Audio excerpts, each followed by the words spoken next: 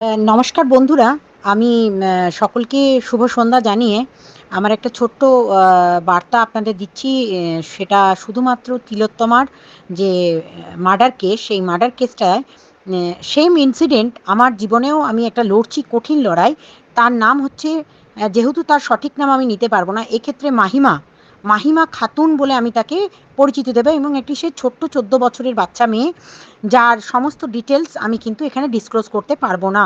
Same ঘটনা মুর্শিদাবাদে ঘটেছে, এবং মুর্শিদাবাদ মেডিকেল কলেজ সুপারের বিরুদ্ধে আমি কিন্তু আমাদের জাতীয় মানবাধিকার কমিশন থেকে শুরু করে সমস্ত রকম দপ্তরগুলোতে যেমন কমপ্লেন করেছিলাম, সাথে সাথে কিন্তু কলকাতা মহামান্য হাইকোর্টের কাছেও কিন্তু আমরা একটা রিট ফাইল করেছি। সেম ইনসিডেন্ট, যার বডি কিন্তু এখনো পর্যন্ত দ্বিতীয়বার তুলে পোস্টমর্টম করা হয়েছিল, যার প্রথমবারে পোস্টমর্টমের সাথে দ্বিতীয়বারে পোস্টমর্টম কোনো মিল ছিল না। মেয়েটির এত বীভৎস পরিমাণে চোখ তুলে নেওয়া হয়েছিল, গাল থেকে, চোয়ালের থেকে মাংস ছিল না, কান তুলে নেওয়া হয়েছিল, তার ভিতরে পার্টসগুলো ছিল না। এই ঘটনার পরেও কিন্তু মুর্শিদাবাদ মেডিকেল কলেজ ঠিকমতো পোস্টমর্টম না করে তার রিপোর্টটা কিন্তু সম্পূর্ণ রূপে ফোরজারি করেছিল।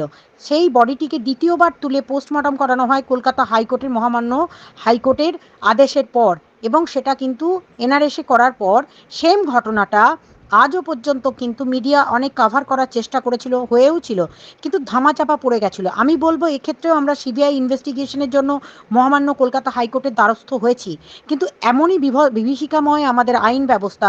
সবাই কিন্তু তিলোত্তমার মতো করে এই যে লড়াইটা আপনারা শুরু করেছেন, সবাই কিন্তু বিচার পাচ্ছে না।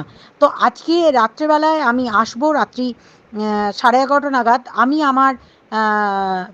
আমার যে ইউটিউব চ্যানেল, সেই ইউটিউব চ্যানেল থেকে একটা লাইভ করব, এবং সাথে সাথে আমি চাইবো যে এই মাহিমা খাতুন বা এই যে তিলোত্তমা যারা হারিয়ে যাচ্ছেন, তাদের বিরুদ্ধে আমাদের যে জোরদার লড়াই, সেই লড়াইটা করতে হবে, কারণ প্রশাসনিক সিস্টেমটা পুরোপুরি, আমাদের হেলথ সিস্টেম পুরোপুরি করাপ্টেড হয়ে গেছে। এবং সেই করাপশনের মধ্যে কিন্তু একটা ছোট্ট ঘটনা দেখাই, যে তিলোত্তমার বাড়িতে মৃত্যুর পরেও কিভাবে মিথ্যা কথা বলে হসপিটাল থেকে ফোন করা হয়েছিল, সেই কল রেকর্ডিংটা সত্যতা যদিও যাচাই করেনি, সেই সত্যতা কিভাবে পাওয়া গেছে বা পাওয়া যায়নি সেটা আপনারা বিচার করবেন। কিন্তু আমরা যেহেতু পেয়েছি মিডিয়া থেকে, সুতরাং ছোট্ট একটা ঝলক দিলাম তার মা বাবাকে কিভাবে ইনফরমেশন দেওয়া হয়েছিল, সেটা একটু শুনে নিন। আর আমি আজকে তুলব মাহিমা খাতুনের হয়ে আওয়াজ। কেন, কে বলছে? আরজিকর হসপিটাল থেকে বলছিলাম। কেন, কি হয়েছে? ওর একটু শরীরটা খারাপ হয়েছে, আপনারা কি একটু আসতে পারবেন ইমিডিয়েট? কেন, কি হয়েছে? কি ওর শরীরটা খারাপ, আমরা ভর্তি করাচ্ছি ওকে, আপনি কি ইমিডিয়েট একটু আসতে পারবেন? কি হয়েছে কি সেটা বলবেন তো? সেটা তো ডাক্তাররা বলবে আপনারা এলে। আমরা আমরা আপনার নাম্বারটা জোগাড় করলাম, করে জানালাম যে বাড়ির লোক হিসেবে আপনারা একটু তাড়াতাড়ি আসুন। কি হয়েছে সেটা বলো না তুমি। পেশেন্ট পেশেন্ট শরীরটা খারাপ, ভর্তি হয়েছে হসপিটালে, বাকিটা আপনারা এলে ডাক্তার বলবে। ওর কি জ্বর হয়েছে?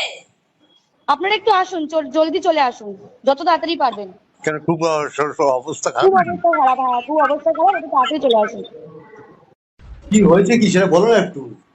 ওনার ওনার অবস্থা খুবই খারাপ, ওনার অবস্থা খুবই খারাপ, আপনি যতটা তাড়াতাড়ি পারবেন চলে আসুন। কি কি হয়েছে না সেটা বলো না। ওটা তো ডাক্তার বলবে, আপনি একটু তাড়াতাড়ি চলে আসুন এখানে। আপনি কে বলছেন বলুন তো? আমি অ্যাসিস্ট্যান্ট সুপার বলছি, আমি ডাক্তার বলছি না।